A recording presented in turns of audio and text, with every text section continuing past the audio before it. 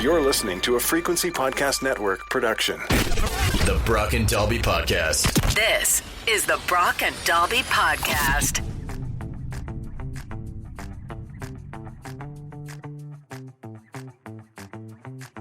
Welcome to Tuesday. My name is Brock. I'm Dalby. I was reading this story. I know you're a big dog guy. I love dogs your whole life. How do you feel about the idea of a robot dog? I mean, you know how I feel about robots in general. What do you think? Just in general, but like I was reading this story about how they're apparently using in the UK robot dogs, kind of almost like animatronic dogs that respond to like sound and to petting and stuff like that.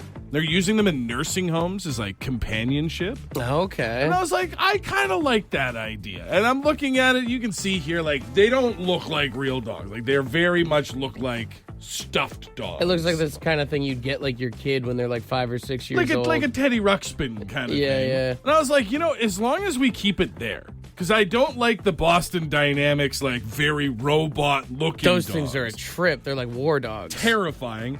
And I don't think I would like it if it, like, was, like, fully mechanical, like, rivets and stuff like that. I mean, from what you're showing me, yeah, sure, that's great for maybe, like, a nursing home or something. Or maybe, like, yeah, if your kids are, like, training to get a dog, right? Kind of type thing. There's a market for that because you'll see in a lot of, like, adoption websites and stuff like that, they'll be like, if you have kids, like, 7 and under, this is not the dog for you. They should give those to people who are going to adopt dogs, and they can see how they treat it for, like, a week to see how you would actually do owning a dog. Dude, like those classes, my school never did this. I don't know if yours did, but you see the tropes on TV all the time where they'll give a student a fake baby to take home. Or the bag of flour or whatever. And then they can check like the telemetry to see if you drop the kid a bunch of times or let it cry while you had it. Yeah. Having that with a dog would actually be brilliant. Or it could just be great for lazy folks who want a dog and know they're not good for it. They don't got to feed it. They don't got to take it out. No potty training or anything. You're too lazy to take it for a walk, so you just power it down instead. Could be beneficial for your dog, actually, thinking about it now. Like,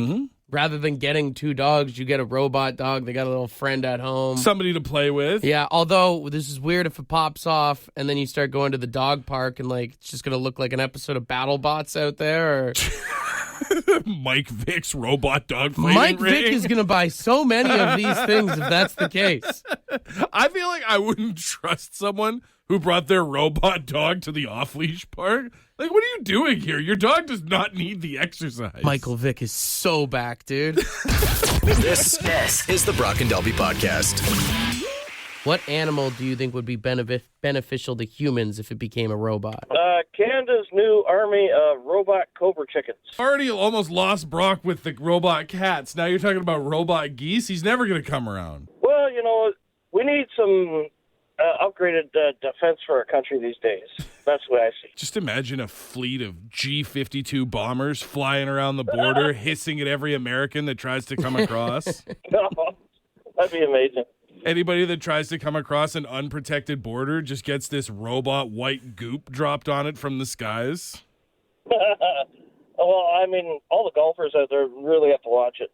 Do you make it look like they're crossing like their little gooselings across the road and then boom, they all blow up? I think, honestly, that's how you'd use it, is like you take any sort of animal that might be considered a little bit cute. Right. And you use it as like a decoy kind of weapon for war. Dude, imagine how devastating you could be with robot raccoons. People are already convinced that they're the cutest animal ever, and they're willing to deal with some scratching and rabies to get close to them. Yeah. And then boom. Or, I mean, even just like if they started selling like robot squirrels at Canadian Tire, like you have a situation like I did with the squirrels, like breaking into your garage and all this stuff. You send one robot squirrel in there and then it just like sets off some sort of like radiation and kills the rest of them. Takes it out. Yeah. Starts mating with all the other squirrels. I was going to say it assimilates into their life, into their group, and then takes them out from the inside. I could be down for that. It's a robot squirrel splinter cell. The Brock and Dalby Podcast. Very scary situation out in South Africa as a school was having a little fundraiser and, they had the bouncy castles. They had the thing where you jump and you stick onto the wall. Oh, the Velcro wall. All those little floaties. And then a huge gust of wind came and watch this. Oh, God.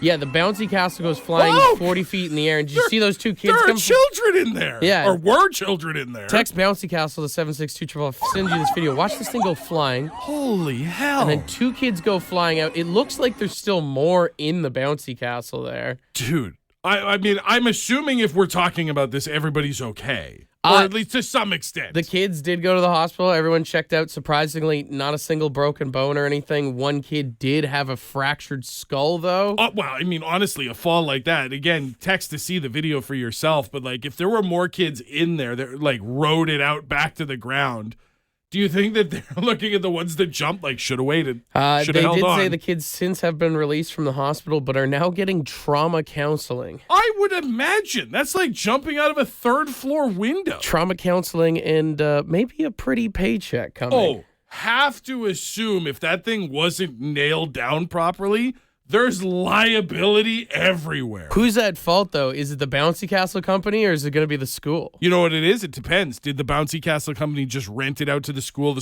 set it up? Or did the school pay the company to come and set it up on grounds? Or does it like...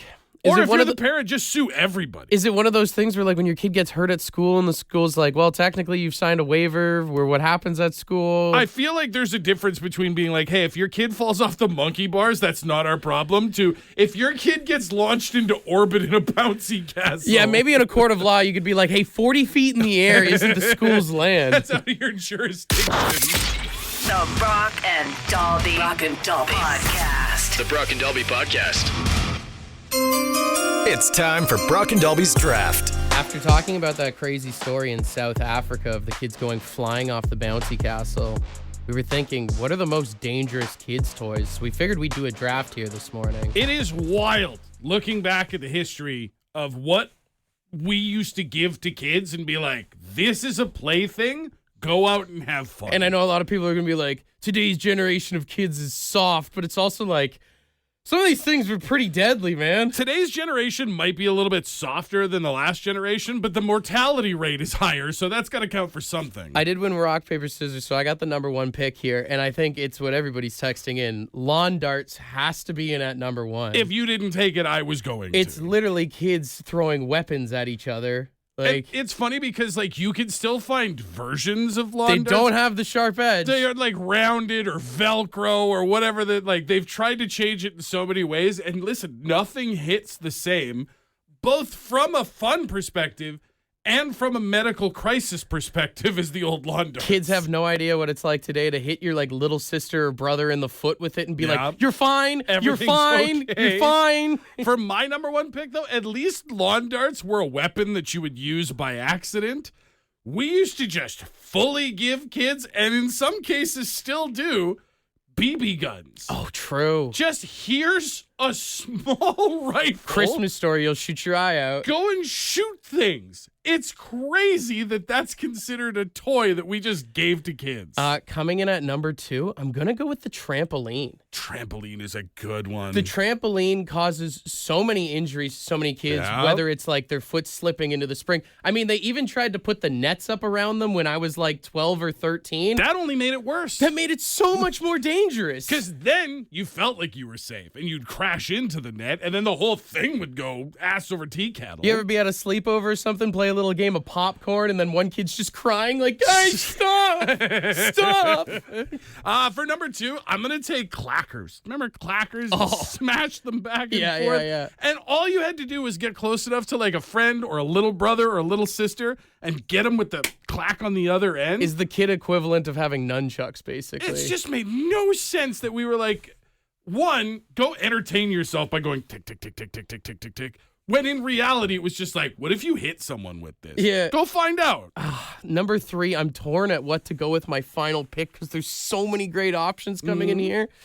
But I think I'm going to go with the pogo stick. The pogo stick, what a stupid invention. I feel like we all knew one kid who had a pogo stick. Yeah. Maybe used it for a week or two. Right. And then just absolutely ate some concrete or pavement. Like, maybe you had a friend who was actually good with it, but 9 times out of 10, every kid who had a pogo stick just absolutely biffed it. The kid who was good at it is the one that ruined it for everybody else because you'd see that kid having the time of his life, living in the sky, bouncing. Oh, how hard could it be? And then you're in a cast and you can't go swimming all summer. And then the best part was sometimes you'd see someone's dad get on one of those things.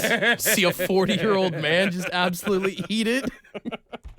My number 3 was a gift you'd give to kids to try and help them like feel educational. This was supposed to be a learning tool.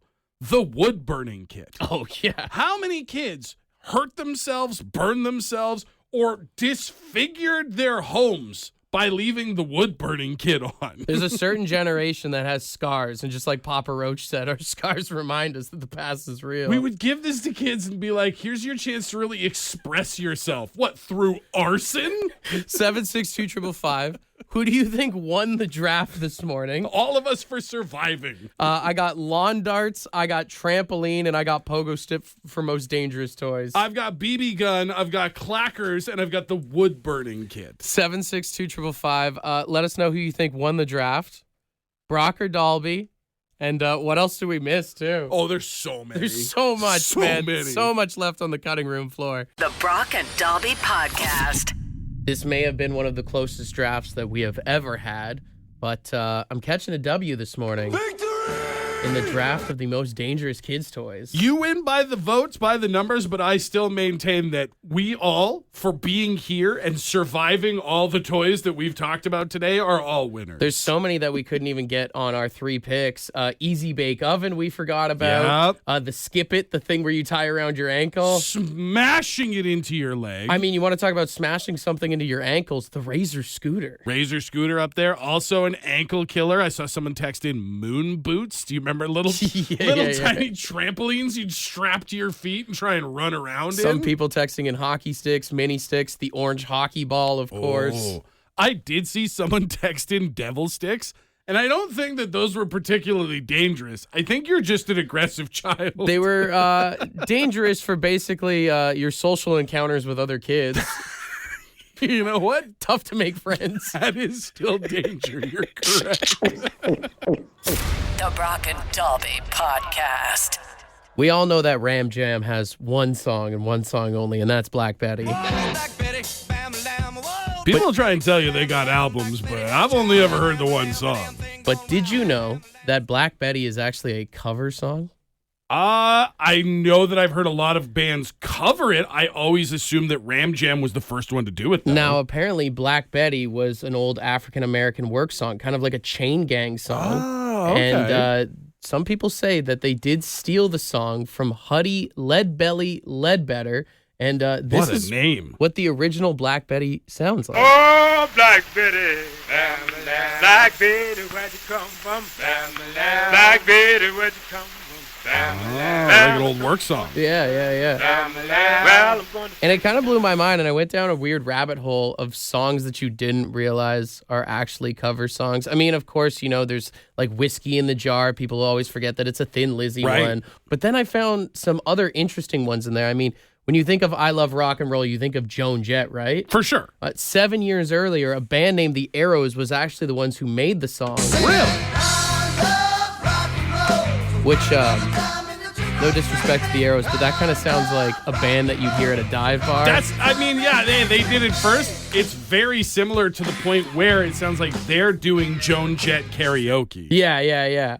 Another one that I saw was Girls Just Want to Have Fun, which you think of Cyndi Lauper. Oh, absolutely. Amazing song. It's actually written by a dude. Oh. Kind of has a little bit of a creepier tone to it. It doesn't feel right. Hey, good for him for writing what ended up being a banger. Yeah. Yeah, he sounds like it would make the girls' night out uncomfortable. And then another one that blew my mind is the band Bowling for Soup, another one-hit wonder like Ram Jam, is only known for the song 1985. Oh, well, they also have a song named after a pro wrestler, but that's neither here nor there. Sure. That also is a cover song. The band SR71 wrote that song a year before, had actually put it out on an album. The label didn't like it. Oh. They didn't seem to like it. They were getting no traction with it. Right. And then they happened to be on the same label as Bowling for Soup, and they were like, we need a single. Do you guys want to take a run at it? They let the band take this song, and then it made them millions of dollars. Meanwhile, does anybody know who SR71 is? I've heard the name SR-71 before. I couldn't name you a single song. That is all I know of what they sound like, what you just played, but I have heard of them before. There's a lot of cases of bands that, let other artists use their songs and it ended up blowing up for someone else. But one of the ones that I saw on this list that blew my mind the most is we all know Mambo #5, right? Lou Bega. Do not come in here in 2025 and tell me that Mambo #5 is a cover. Technically, it is a cover song because the original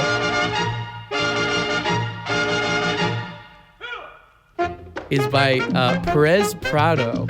And now there's no lyrics to it or anything. Oh, see, he's not singing about Monica. No. But the original, this song was called the Mambo #5. And there actually was a 7-year lawsuit dispute between this Prado guy and Lou Bega over this because they used the instrumental in the song. You just took my song and sang your little black book over top. And this Prado guy tried to argue for years that it is technically a cover song and he owes him all the royalties for Mambo #5 because he named it the same song and using the instrumental and everything. I don't know that I would agree that he owes all the royalties, but at the same time, I mean, yeah, just because you put the lyric, it'd be like taking a Beethoven piece and just giving it lyrics. After 7 years in court, a judge did decide that no, this is Lou Bega's song because he was able to take the original and make it his own. Fair like use. a remix, right? Damn. Now, the only thing that they weren't able to figure out in the court case is where's Mambo #1, where's Mambo #2, where's Mambo #3, and Mambo #4. We have 4 Mambos still unaccounted for, and someone needs to get to the bottom of this. The Brock and Dalby Podcast. You know those Pit Viper sunglasses? The big, absurd, mirrored shades, yeah. Yeah, you either wear them ironically or you just wear them. I don't think anyone wears them ironically. I think you tell yourself you're wearing them ironically, but deep down you're like, hell yeah. Something like the Rob Gronkowskis of the world wear. Absolutely. Some folks can actually pull them off, others not so much. You need a very specific head. Well, Pit Viper has done a collaboration with Cinnamon Toast Crunch. Of all people. And they have released these sunglasses here. Look at my screen. And on the arm of the sunglasses, it comes with a little spoon, which they are saying you can now eat breakfast with your Pit Vipers on. Yeah, right. Because, listen, we've all been there. You're sitting at your breakfast table. You're wearing your Pit Viper sunglasses. As one would. But, oh, no. I don't have a spoon for my Cinnamon Toast Crunch. Now, if you look at the comments on the Facebook page, a lot of speculation that this may not be used for Cinnamon Toast Crunch, but maybe more of a Colombian breakfast, you could say. Wouldn't you know it? The spoon on the arm of the sunglasses is like nostril size. The comments on this post are so good, which if you want to see the Pit Vipers with the spoon on them, text Pit Viper to 762-555 or check the podcast links. The comments are amazing on this. The first one is just, these are going to be used for so many drugs. That's just it. I mean, you're natural, especially when you think about, you combine who's wearing them and then what this spoon could be used for. And the Venn diagram is a circle. I feel like the people at Cinnamon Toast Crunch didn't realize what they were getting into. Oh, I think they knew. I think, honestly, it was a mistake on their ends. I think Pit Viper knew damn well what they were doing. Maybe that was it. Maybe the Cinnamon Toast, the breakfast people were like, well, you guys are the fashion experts. Like, the people who wear those sunglasses get into those kind of activities. I mean, what else would you need a spoon on your sunglass? What are you taking measurements for baking a cake or something? You're digging a very small, slow tunnel. Yeah. It's for those people who at McDonald's ask for no salt on their fries and want to measure out the salt themselves to put on. That's right. Maybe as a Pit Viper wearing person, you're very fashionable. You're very concerned about things like your macros. And this is great for making sure that you're getting the appropriate amounts of protein and sodium. The kind of person that likes to go to Baskin Robbins and likes to use their own spoon for the samples. The kind of person that likes to go to Baskin Robbins and use their bathroom first. You know what? It could be used for drugs. Maybe when you have a sore throat, small spoonful of Buckley's or something. A spoonful of sugar helps the medicine go down. Measuring out your Metamucil in the morning. This is the Brock and Dalby Podcast. I hate waiting. I hate getting locked into the waiting game. I thought that the Switch 2 was going to be a lot harder, the new Nintendo, to get your hands on, so I ordered one, and I was waiting. It was supposed to come in yesterday. And our neighborhood has been having a lot of problems with porch pirates lately. So I was like waiting by the door because I was like, I'm not letting this No get one's stolen. teething this, yeah. I'm not letting this get stolen.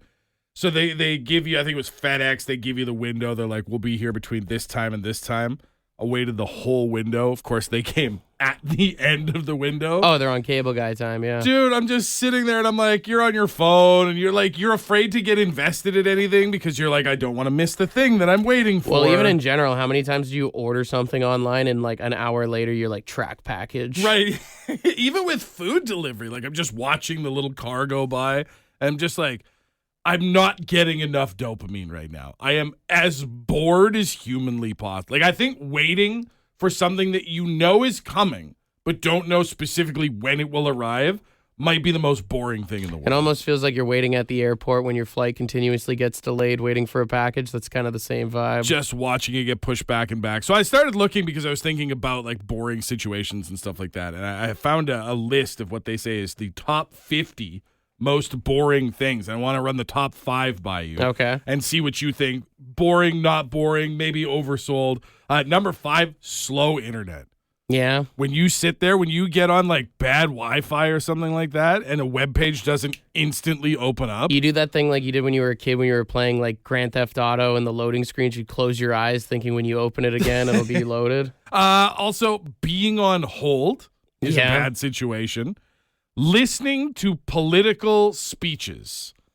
That can be a drag. Dude, if you ever actually sat down and watched like when they show Parliament on TV, that might top golf for the fastest way to fall asleep. Oh, like the House of Commons and stuff? It's so weird because they're talking about like very important things to our country and our lives. And I'm just like, nope, I can't do this. Some of the people in the background look like they're going to fall asleep. Number 2, something that doesn't happen very often these days, but standing in line. We talked about this recently, about how it's just like, this is not a fun feeling. Mm-hmm. We're not having a good time. And the number 1 most boring thing, traffic. Yeah. Would you say traffic is number 1? I mean, I think it's the most infuriating. It's the one where you feel like you have the least control over the situation. You can't do anything. I'm in a vehicle that can go upwards of 160 to 180 kilometers per hour if I was given the opportunity. And yet it's taken me 20 minutes to get to the front of the line at this one red light. Yeah, and the only thing you can like entertain yourself is with other jackasses on the road. Yeah, or us, if you put us on your speaker. Yeah. If we're your only salvation from boredom, But you then might again, be in if we're trouble. boring, then This is the Brock and Dalby Podcast. in your opinion, what is the most boring thing in life? I would say when your kid's getting an award or something at school or wherever, and you have to wait through all the other kids first and like all the explanations and just like the whatever before it gets to your kid, and you're just like, oh my God, I genuinely don't care. Like, good for you. Well, especially right now because it's graduation season. That's the worst, man. Yeah. And like my kid, his last name starts with a W. So he's often last. And I'm just sitting there like, holy moly, let's go. Sitting in a hot, sticky gym in June, just waiting to get to W. Because like, I hate to say it, but I'm definitely one of those ones that's like, okay, we got ours. Let's go. Yeah, just pack it up and leave. See, I would say I'm on the other end. As an Andrew, I was often first. And then you've got to sit, especially like if you're the kid on stage for the graduation and you went first and now you're just standing there, you're watching every other kid go and you're just like, I'm good. Can I leave? Yeah. Can I go, please? Just gotta watch the whole thing. We got Ryan on the phone. In your opinion, what's the most boring thing in life? Well, it would be having to listen to my in-laws after visiting for way too long. Well, what's unique about my situation is my father-in-law has a 2-seater airplane that he built way back when, and they just pop in whenever they want. Oh, like he'll come fly into town in it. Yeah, they're like 10 plus hours away, but they just pop in 2 hours and like nothing. So within 2 hours, you could be bored at any moment. That's right.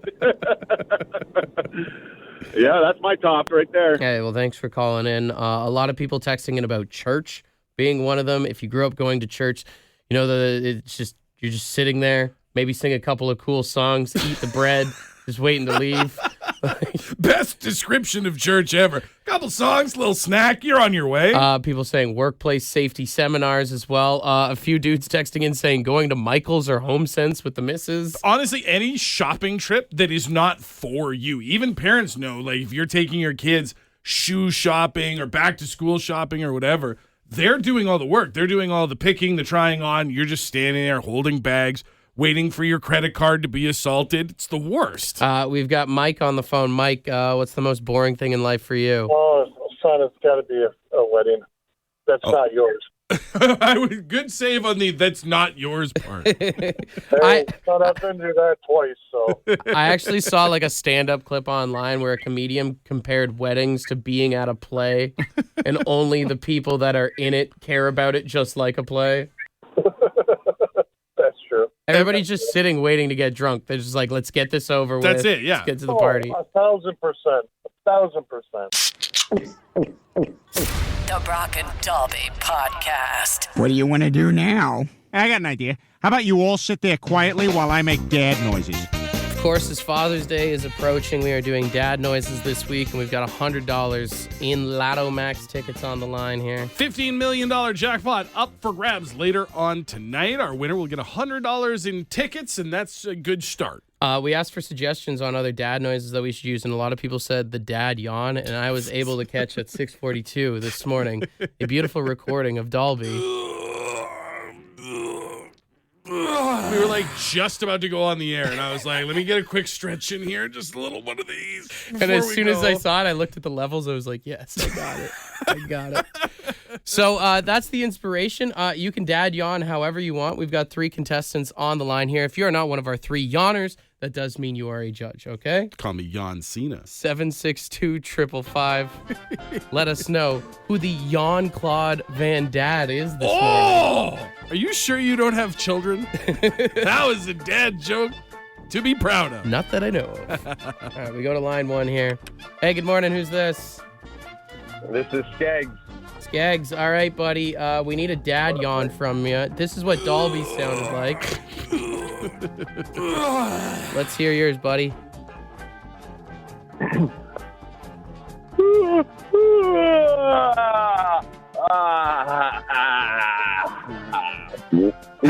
In the fart too. Oh, I was gonna say it had 2 real key components. One is the restart, where you almost like start stretching and then start again. Yeah. And the second is just like flatlining at the end. And The ultimate relief. Yeah. All right, good job, man. Stay on hold, okay? Thank you, buddy. All right, we go to line 2 here. Hey, good morning. Who's this? It's Jeff. Jeff. All right, that's Dalby's yawn. I hate it. We need to hear your dad yawn. Okay.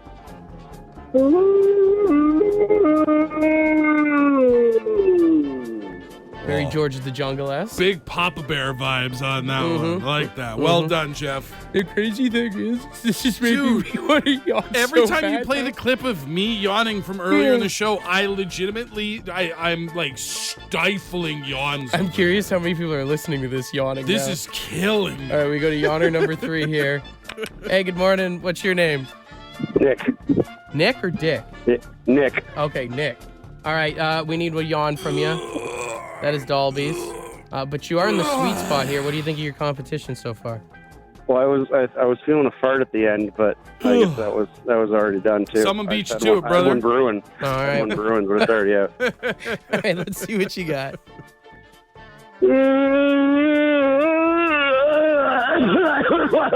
Oh, into the cough. A Into the sneeze cough combo. I didn't even think about the smoker dad. That's really good. Well done, Nick. All right, stay on hold here. I don't know. Dude, again, this is 2 days in a row of 3 very capable, very competent entries on the contest. So well done to everybody. 762-555. What are we thinking? Yawner number 1, number 2, or number 3? I don't know. I think Skaggs, who I believe was caller number 1, had a good, like, very functional one. The fart at the end, very funny. I like Nick's yawn better, but I think I could go between either one of them. No offense to Jeff. I thought Jeff did great, but for me, it's 1 or 3. It is 1 or 3 on the text line right now. Some people calling for a quick yawn off. I'm down for a quick yawn. All right. Skaggs, you still there? 100%, man. I'm getting more tired. Like, I'm even better now. I'm more sleepy now. Like, yeah. 100%. All right, let her rip. Let's hear one more yawn from you. Oh,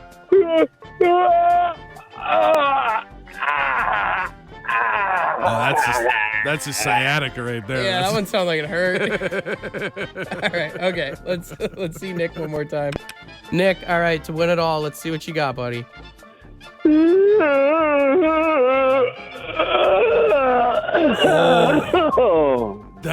That was a good one. That's it. And it got you to yawn midway through, too. Yawn midway through. Apologies to Skaggs, but Nick, you're getting the ding, the round of applause, and $100 in Lotto Max tickets. All right, buddy? All right. If you do happen to win the big jackpot tonight, you got some nickels and dimes for us? For sure. With some sleeping pills for everybody. Yeah. The Brock and Dalby Podcast.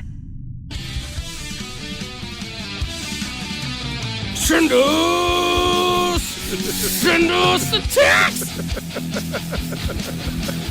762-555. Send us all your questions now. It's Text Us Tuesday. The best part about when you try to do Metallica is that one vein that just struggles.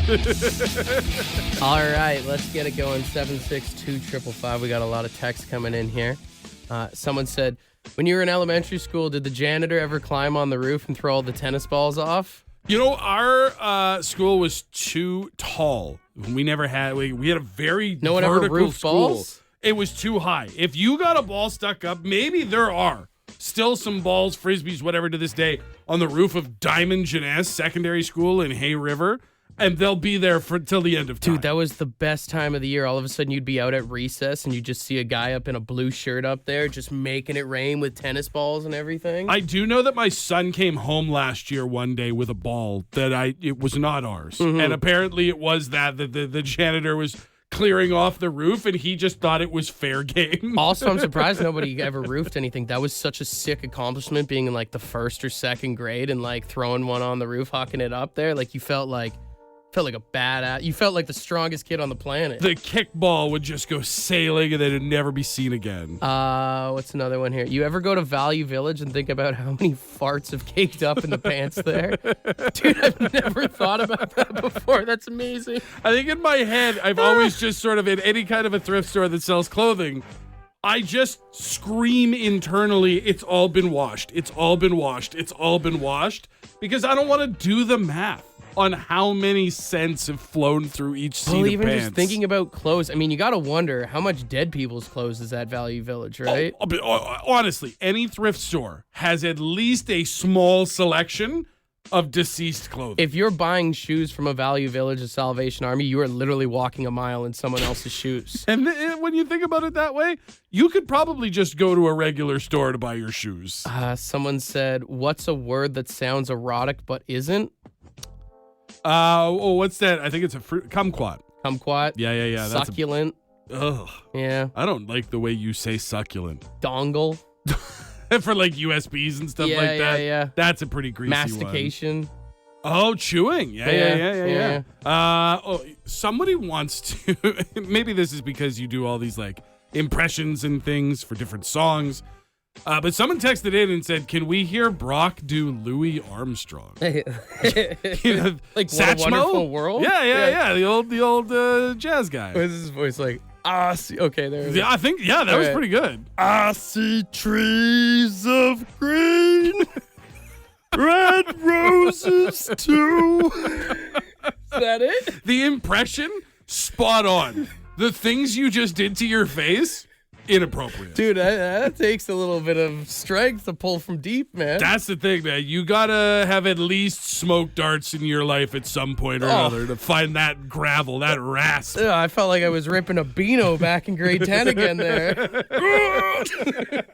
Want to be a part of the podcast? Leave a message on the Bad Line. The Bad Line is the answering machine for the Brock and Dalby Show. To get the number, text the word BAD to 762-555. Thanks for listening to the Brock and Dalby Podcast.